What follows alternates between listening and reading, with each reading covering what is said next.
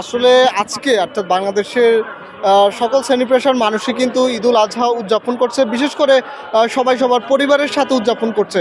শুধুমাত্র কিছু বিশেষ শ্রেণী, বিশেষ করে যারা হচ্ছে আইন শৃঙ্খলা রক্ষায় নিয়োজিত এবং আর আর হচ্ছে সংবাদ মাধ্যম, বিশেষ করে গণমাধ্যম কর্মীরা, তারাই কিন্তু আজকে পরিবারের সাথে ঈদ উদযাপন করতে পারছে না।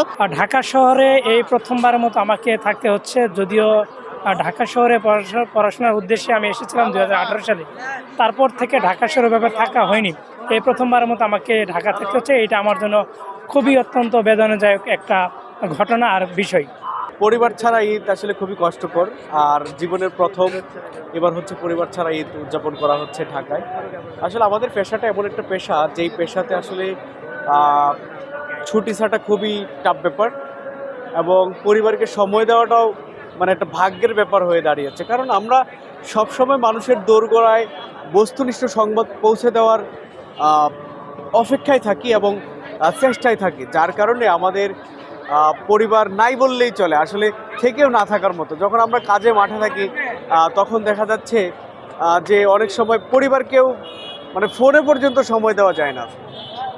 আসলে গণমাধ্যম কর্মী হিসেবে আমাদের প্রধান যে দায়িত্বটা থাকে সেটা হচ্ছে মানুষের কাছে খবর পৌঁছে দেওয়া। এটাই হচ্ছে আমাদের প্রধান দায়িত্ব এবং ধর্মের ভিতরে পড়ে যায়, মানে কর্মই ধর্ম যেটাকে বলে। তো সে জায়গা থেকে প্রতি বছর একবার করে হলে দুটা ঈদের ভিতরে একটা ঈদ করে পরিবার ছাড়া করতে হয়। আসলে পরিবার তো পরিবারের জায়গায়, পরিবার ছাড়া ঈদ অত্যন্ত শূন্যতা কাজ করে এক্ষেত্রে। যতই আমরা বলি যে আমরা দায়িত্ব পালন করি দেশের জন্য, দেশের জন্য, মানুষের জন্য, দিন শেষে হয় কি পরিবারই হচ্ছে আপনজন।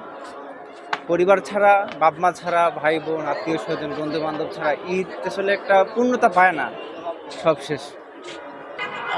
আসলে মাঝামাঝি, খুব বেশি ভালো বলবো না, আবার খারাপ আসলে বলা যাবে না। অ্যাজ ইউজুয়াল মানুষের জীবনে তো দুঃখ কষ্ট মিলিয়েই আসলে জীবন, সেই হিসেবে ভালো। সবাইকে ঈদের শুভেচ্ছা জানাই। সবাই ভালো থাকুক, ভিতর থেকে ভালো থাকুক।